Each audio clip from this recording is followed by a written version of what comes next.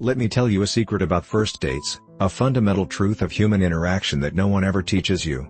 That casual coffee, that friendly dinner. It's not a conversation. It's a biological job interview, conducted in a sterile laboratory disguised as a cozy cafe, and you are the sole candidate. She isn't listening to what you say nearly as much as she's observing how you say it. She's running a series of hidden tests, sophisticated diagnostics designed by millions of years of evolutionary pressure, to verify if you are who you appear to be. Every question is a probe. Every playful jab is a stress test. Every moment of silence is a calibration. Each is a data point, logged and cross-referenced in real time by the most powerful supercomputer on the planet, a woman's intuition. She's not trying to be difficult or malicious. Her ancient, primal instincts are the ones conducting this interview. And they are trying to answer one, and only one, question: are you a high-value man with genuine strength, or are you just another pretender wearing a well-rehearsed mask? Welcome to the real game. This isn't just a game. It's the oldest game in human history. And for most men, it's a game they lose before they even understand the rules. So why do so many good, well-intentioned men walk away from dates feeling utterly confused, replaying the conversation in their heads and wondering what went so wrong? The answer is simple. You're playing by the wrong rules because you don't even know what game is being played. Men operate on a specific communication frequency. We use report talk. It's direct, it's logical, it's designed to exchange information and solve problems. When a man says, "I work in finance," he is reporting a fact. But a woman operates on a completely different bandwidth. She masters rapport talk. Her communication is layered, a rich tapestry of subtext and emotion. The literal words are just the surface, the noise. The real information, the signal, is in the tone of your voice, the look in your eyes, the confidence of your posture, the entire emotional subcommunication happening beneath the surface.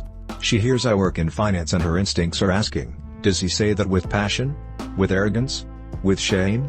Does it light him up, or is it just a cage?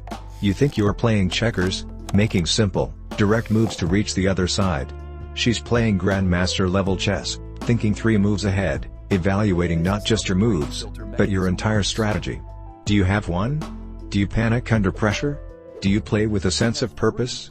Your most critical failure isn't in giving the wrong answer. It's in not realizing you're being tested on a level you can't even perceive. You're trying to win a logical debate while she's conducting a deep psychological assessment. Before you dismiss this as some modern, cynical dating tactic born from social media, you must understand the brutal biological reality that underpins it all.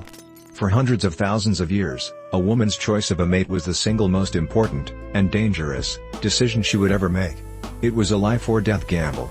A miscalculation didn't just lead to a bad relationship, it led to extinction. Choosing a weak, unreliable, or emotionally unstable partner in the ancestral environment could mean starvation, predation, or death for her and her children. There were no police, no social safety nets, no second chances. The genetic and physical investment of a 9-month pregnancy, the dangers of childbirth, the years of raising a vulnerable child, this immense biological cost meant that the stakes were astronomically high. Because of this, the female brain evolved into the most sophisticated human filtering machine in existence. Let's call it the hypergamous filter. Its primary function in courtship is to separate the man who talk a good game from the man who can actually deliver. It's a ruthless software designed to detect authentic signals of genetic fitness and survival value. Is he truly confident, or is it just hollow arrogance? Can he actually protect, or is it all empty bravado? Can he lead under pressure, or will he crumble at the first sign of chaos? These tests aren't a conscious, malicious strategy. They are instinctual software, running silently and automatically in the background, hardwired by evolution. The software isn't searching for a nice guy. Niceness is a poor survival trait. It's searching for a partner capable of surviving and thriving. It's not personal, it's primal. So, how do you spot these tests? How do you learn to see the matrix? Let's break down the 3 most common, most primal tests you'll face on almost any first date. First, and most frequent, is the congruence test.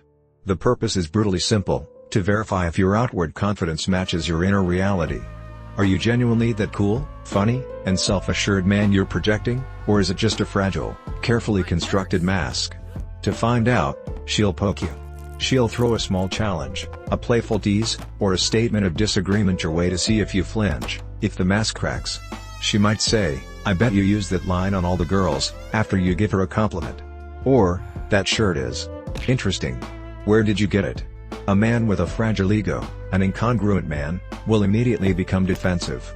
His fight-or-flight response kicks in. He'll rush to explain himself, to justify his choices, to seek her approval. He'll say, "No, really? I only said that to you." Or he'll stammer an excuse about the shirt. His frame shatters instantly. He has failed because he revealed that his confidence is external, dependent entirely on her validation. The high-value, congruent man does the opposite. He embodies a sense of amused mastery. He doesn't defend, he agrees and amplifies with humor, treating her test not as a threat, but as an invitation to play. To "I bet you say that to all the girls," he might lean in with a smirk and say, "Of course. But it only works on the ones with great taste, so it looks like we're off to a good start." He doesn't need her to believe him. His self-worth is internal. He passes by proving his confidence is real, and he finds her attempt to test him charming. Next up is the investment test.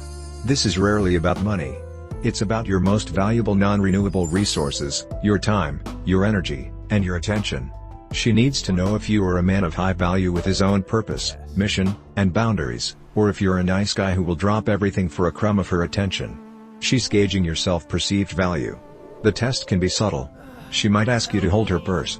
She might change the plans at the last minute, asking to meet 30 minutes later. Or she might ask you to drive further out of your way.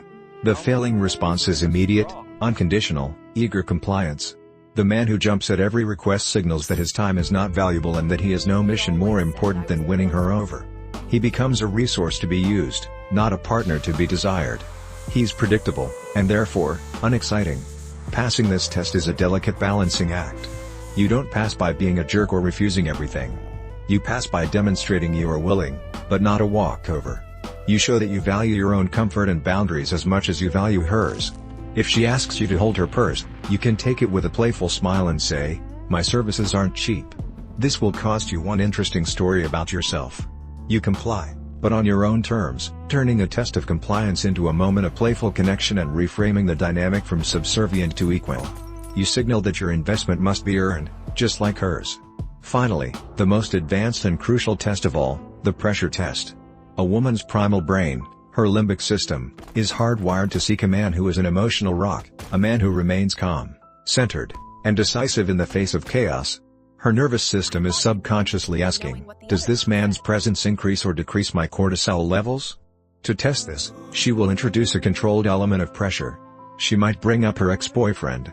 She might mention another guy who is currently interested in her. Or she might test you with external chaos. The waiter is rude, the order is wrong. How do you react? The man who fails this test immediately shows his insecurity. He gets jealous, asks probing questions, becomes visibly irritated, or complains to the manager. He has shown her that he is emotionally reactive and weak, a source of stress, not safety. To pass the pressure test, you must remain completely unbothered. It is a warm, confident indifference. When she mentions her ex, you don't engage. You might give a slight nod and say, "That's nice," before seamlessly changing the subject back to the two of you. Your indifference loudly communicates, "I am not threatened. I am the prize." When the waiter is rude, you handle it calmly and effectively, without losing your cool. By remaining the calm center of gravity, you prove you are a leader, not an emotional follower. You become a sanctuary in a world of chaos. So what is the ultimate takeaway? The biggest mistake you can make now is to walk away thinking you need to memorize a list of correct answers. This isn't about learning lines, it's about a fundamental upgrade to your entire mindset. Stop seeing the date as a performance where you must win her approval. That frame makes you weak and places her in the position of judge.